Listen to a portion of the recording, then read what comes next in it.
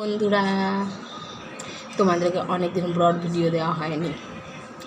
অল্প স্বল্প ব্রড দেবো আজকে একটু। যাই হোক, তো দেখি তোমাদের কেমন রিয়াকশান।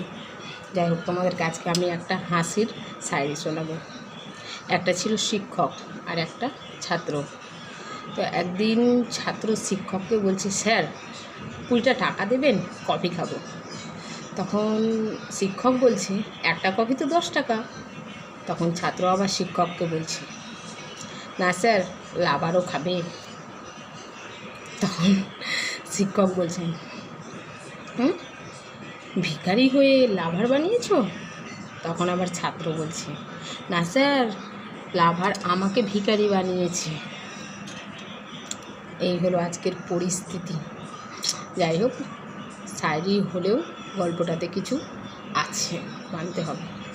টাটা, আবার পরের ভিডিওতে দেখা হবে।